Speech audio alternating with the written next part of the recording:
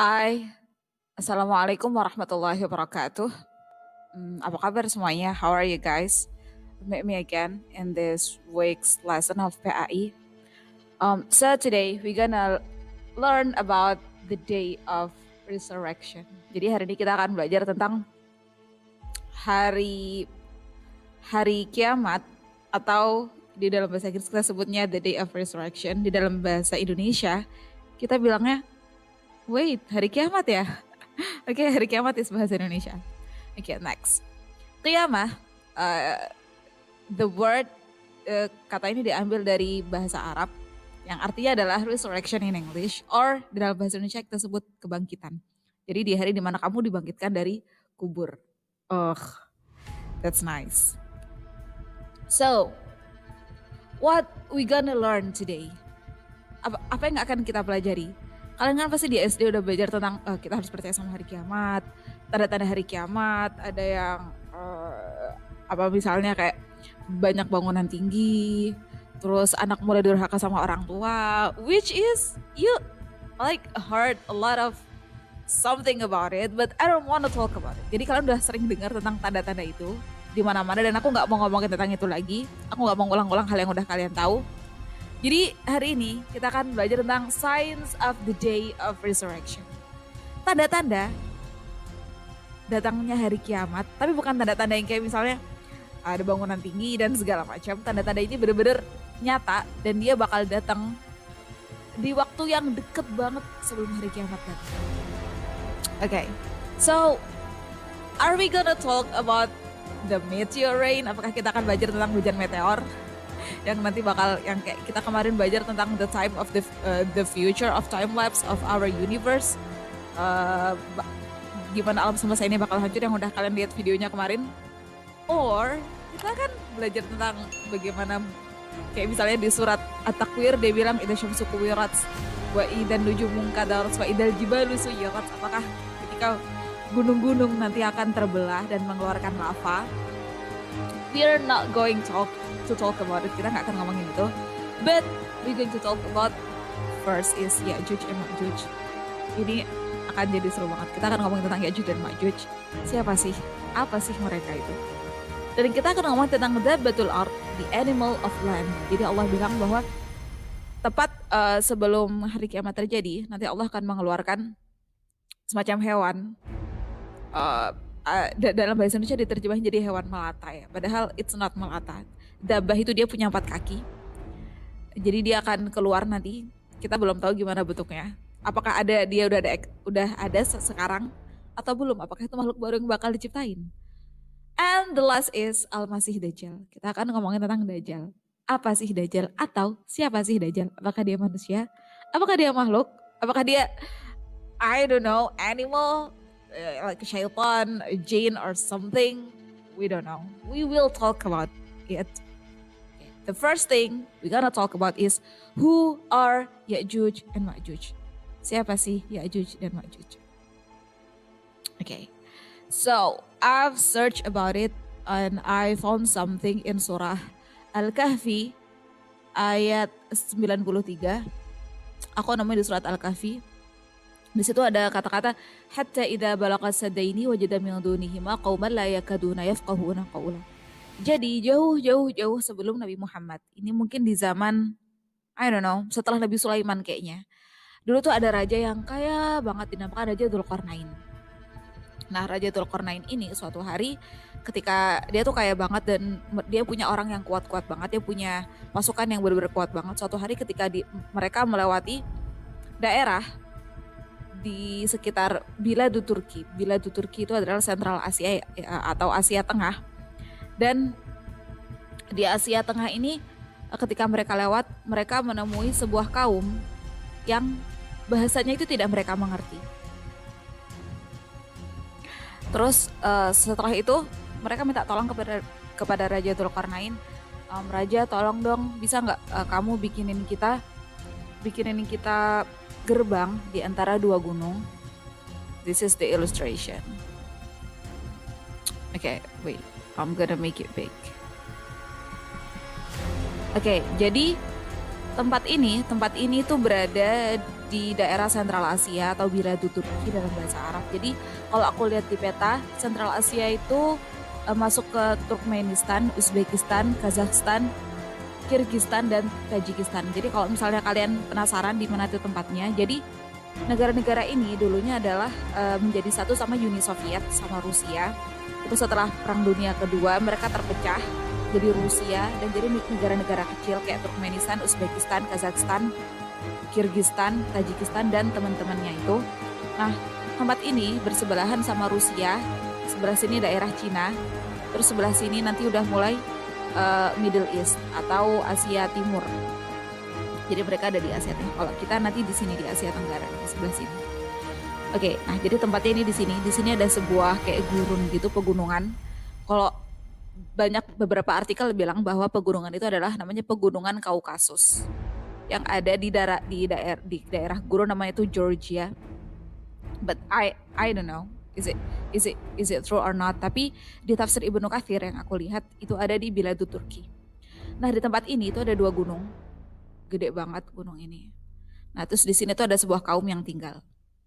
Ketika Dzulkarnain lewat di sini, orang-orang itu minta dibikinin gerbang yang tinggi yang akan melindungi mereka dari Ya'juj dan Ma'juj. Terus Dzulkarnain nanya dong, emang Ya'juj dan Ma'juj itu siapa? Gitu. Ya'juj dan Ma'juj itu mereka selalu membuat kerusakan di tanah mereka dan mereka selalu ngebunuhin anak-anak mereka, ngebunuhin orang-orang mereka. Jadi mereka takut, jadi mereka minta dibangunin tembok atau penghalang untuk melindungi mereka dari Ya'juj dan Ma'juj. Mereka selalu bilang kalau kamu mau bangunin kita bakal ngasih kamu harta sebanyak apapun yang kamu minta gitu. Tapi itu Dzulkarnain bilang, enggak deh, Allah udah ngasih aku lebih banyak dari yang aku butuhkan. Jadi aku udah cukup, jadi kalian gak perlu ngebayar aku apapun. Akhirnya dia cuma minta satu hal, Dzulkarnain cuma minta tolong cariin aku biji besi panas. Setelah dikasih biji besi, dia panasin, dia bakar, terus dia campur sama timah, terus akhirnya dia bikinin sebuah gerbang kayak gini. Jadi the question is, apakah Ya'juj dan Ma'juj itu makhluk atau manusia? Di dalam tafsir Ibnu Katsir dijelaskan bahwa Ya'juj dan Ma'juj adalah khuliqa minal ard wa hum min abna'i Adam. Jadi mereka itu diciptain dari tanah dan mereka itu adalah manusia. Mereka adalah keturunan Adam. Jadi mereka bentuknya kayak manusia, tapi aku nggak tahu apakah mereka itu normal like us, apakah mereka itu normal kayak kita atau mereka itu punya ciri khusus yang membedakan kita dan mereka. Tapi mereka buas banget, katanya sih mereka buas banget. Aku nggak tahu, ngebayanginnya kayak kanibal or Tarzan. Bayangin kayak mungkin ada Tarzan yang kanibal, something like that. I don't know. Dan jumlah mereka tuh nggak cuma dikit, jumlah mereka tuh banyak banget. Sampai dalam suatu hadis dibilang bahwasannya gini. Jadi jumlah mereka itu lebih banyak daripada penghuni neraka dan surga. Jadi aku nggak bisa bayangin mereka tuh sebanyak apa. Akhirnya dan mereka tuh banyak banget jumlahnya dan mereka itu selalu berusaha untuk keluar dari celah gunung ini untuk melukai manusia. Jadi untuk bikin keonaran. Akhirnya sama Dzulkarnain dibangunin benteng segede ini. Jadi tingginya itu setinggi gunung itu, setinggi puncak gunung itu, sampai lebarnya itu nutupin semua celah gunung itu. Anggap ini nggak ada ya, anggap ini nggak ada. Ini semua ketutup. Terus sampai dibakar, dipanasin. Terus habis itu dikasih seal atau dikasih gembok yang segede gaban itu. Oke. Nah, setelah udah dikasih gembok gini, mereka udah ngerasa aman kan. Akhirnya para warga itu berterima kasih dan Dzulkarnain melanjutkan perjalanannya. Tapi kalau kalian pikir-pikir ya, kalau jadi di zaman Dzulkarnain itu kira-kira 1400 tahun sebelum Nabi Muhammad lahir. Dan seperti kita tahu, Nabi Muhammad itu lahir 1400 tahun sebelum kita. Sekarang kan hijriahnya 1440 something gitu ya. I don't know. I can't remember. Jadi berapa sudah?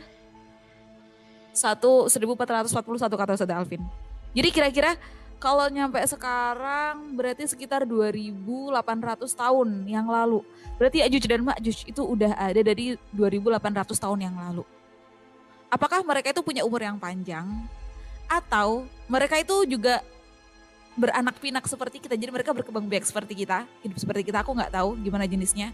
Yang jelas mereka udah ada sejak 2800 tahun yang lalu, tapi memang sampai sekarang mereka belum keluar. Jadi kalau ada teori konspirasi bilang bahwa karena nggak ditemukan jejak-jejak benteng yang dibangun oleh Raja Dzulkarnain, maka sudah dipastikan bahwa mereka sudah keluar. Karena aku baca artikel yang sama di Kumparan dan aku nggak percaya itu. Mereka bilang bahwa Ya'juj dan Ma'juj itu adalah orang Yahudi, tapi that's not true, because di dalam hadis Rasulullah, dan hadisnya itu marfu, kata karena yang meriwayatkan itu adalah Imam Ahmad. Beliau bilang bahwa mereka bakal baru keluar saat Allah mengizinkan mereka keluar, dan itu udah deket banget sama hari kiamat. Dan sampai sekarang itu belum keluar. Oke, the next is, jadi setelah apa sudah? Oke, 1442. I don't. Oke. Jadi setelah mereka tuh dibangunin tembok, jadi si Ya'juj sama Ma'juj itu mereka selalu berusaha mengubur benteng itu dengan menggali tanah, bukan gimana ya. Jadi mereka tuh berusaha menggarukkan, mereka berusaha mecahin, berusaha merusak benteng itu, tapi mereka nggak berhasil karena itu kuat banget. Terus gimana caranya mereka bisa melewati benteng itu? Caranya adalah mereka itu berusaha mengubur benteng itu dengan tanah. Jadi mereka kayak bikin tanah, terus bikin gundukan. Gundukan itu mereka timbun setiap hari sampai jadi tinggi, jadi tinggi, jadi tinggi. Mereka manjat sampai mereka tuh berusaha keluar dari benteng itu. Pokoknya berusaha keluar dari benteng itu. Jadi dalam sebuah hadis diceritain bahwa benteng ini bentuknya tuh kayak kerang gitu sebenarnya. Jadi nutupin mereka sampai mereka tuh nggak bisa ngelihat sinar matahari. Entah itu di bawah tanah, entah aku nggak tahu gimana ya. Yang jelas mereka nggak bisa ngelihat sinar matahari. Jadi dalam sebuah hadis diceritakan mereka tuh setiap hari selama bertahun-tahun, beratus, beribu-ribu tahun, mereka tuh berusaha ngubur benteng ini dengan mereka tuh menimbun tanah. Jadi mereka mulai manjat kayak gini, ilustrasinya yang aku bayangin ya. Kayak gini. Tapi setiap kali mereka udah deket sama atas dan mereka udah mau ngelihat sinar matahari, nanti orang-orang yang lain bakal bilang, udahan besok kita lanjutin lagi, sekarang istirahat dulu. Terus kan mereka istirahat kan. Besoknya pas mereka bangun, mereka mau ngelanjutin manjat lagi. Tanah ini udah hilang dan tembok ini sama seperti sebelum mereka berusaha menguburnya. Jadi kayak gitu aja tiap hari, kayak gitu tiap hari. Sampai ketika Allah benar-benar mengizinkan mereka untuk keluar, mereka berusaha manjat dan ketika mereka udah mau nyampe sinar matahari, mereka udah mau ngeliat, terus orang yang lain bilang, udah sekarang istirahat dulu, besok kita lanjutin lagi. Mereka tidur, dan besoknya ketika mereka bangun, tanah ini masih ada. Mereka makin semangat, manjat lagi, manjat, dan akhirnya mereka berhasil keluar. Ketika mereka berhasil keluar, hal yang pertama yang mereka lakukan adalah mereka tuh menyerang manusia. Mereka bikin keonaran. Nih aku bikin ilustrasinya kayak ini. Jadi orang-orang pada lari kemana-mana, mereka berusaha ngebunuh manusia dan mereka makan manusia. Itu yang paling horor ya. Jadi mereka tuh membantai dan memakan manusia. Karena mungkin bertahun-tahun mereka nggak makan, ceritanya gitu. Aku ngebayanginnya tuh kayak, kalian kalau pernah lihat The Lord of the Rings, aku ngebayangin mereka tuh kayak Smigol gitu loh, kayak Gollum. Wah, serem deh. Mungkin aku nggak tahu.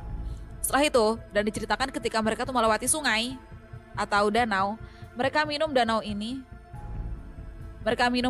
sampai danaunya itu kering. Diminum sampai kering, bayangin. Jadi setelah mereka tuh minum danau ini sampai kering, terus mereka tuh orang-orang bakal takut, mereka bakal sembunyi dalam rumah mereka, pintu-pintu ditutupin. Terus jadi daerah tuh bakal sepi banget dan mereka tuh bakal jalan kayak zombie gitu mungkin ya. Terus mereka tuh berusaha untuk membantai manusia. Sampai akhirnya Allah itu nanti akan menurunkan ilustrasinya ini imut banget tapi sebenarnya serem ya. Allah tuh bakal mengeluarkan sejenis kayak insek apa ya? Kayak semacam cacing atau ulet. Aku nggak itu sejenis cacing atau ulet, pokoknya aku nggak tahu. Mereka tuh bakal melata dan itu bakal jutaan, dan cacing-cacing ini bakal memakan para Ya'juj dan Ma'juj ini. Semua bakal dimakan, bukan dimakan sih, kayak mereka tuh kayak dilukain gitu sampai akhirnya mereka nanti mati. Setelah mati, mayat mereka tuh akan bergelimpangan darah mereka akan ber apa ya? Kalau air itu apa sih? Mengalir. Masa darah mengalir? Kayak darahnya bakal kemana-mana. Terus nanti daging mereka tuh akan dimakan sama binatang-binatang kita. Dan setelah mereka makan setelah binatang-binatang ini memakan Ya'juj dan Ma'juj dan meminum darahnya, mereka semua akan jadi gemuk-gemuk dan akan menjadi sehat.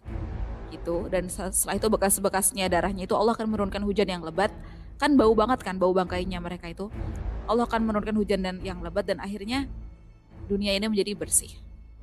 Itu adalah tentang Ya'juj dan Ma'juj. Jadi sampai sekarang mereka belum keluar dan mereka jenisnya adalah manusia dan jumlah mereka banyak banget. Dan mereka akan membantai kita tepat sebelum hari kiamat terjadi. So the next is, what is dabah? Dabah minal ard. Jadi dalam Al-Quran, dalam surat An-Naml kalau nggak salah, ayat Al-Hasyr atau An-Naml, aku agak lupa. Jadi Allah bakal ngeluarin dabah minal ard, atau hewan yang benar-benar berkaki 4 yang akan Allah keluarin tepat sebelum hari kiamat. Jadi aku baca artikel di sini di Islam Web. Di sini artikelnya seru banget. Di sini hadis-hadisnya aku bisa mempercayai dan buku-bukunya worth. Jadi di sini ada beberapa hadis kalau kalian lihat, dari akhraja Muslim wa Ahmad an Abi Sa'id Al-Ghifari an Abi Hurairah dan segala macam. Aku akan coba mengilustrasikan. Oke. Jadi ada yang bilang dalam suatu hadis bahwa dabatun minal ard ini akan keluarnya itu dari kota Mekah. Dan ada juga hadis yang bilang bahwa keluarnya dari tempat lain.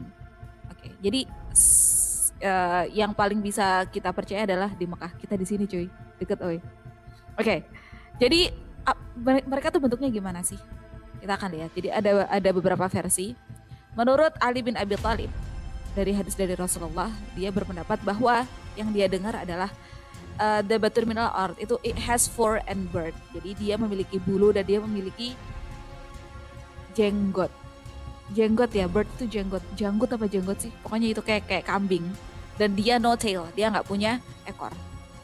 Kalau menurut Abu Hurairah's version, it has 2 horns, dia punya 2 sadah. Ini tuh apa yang buat hewan bahasa Indonesia? Tanduk. Dia punya 2 tanduk, available in any colors. Dia ada berbagai macam warna. Aku nggak tahu dia full color. It's like a rainbow or something.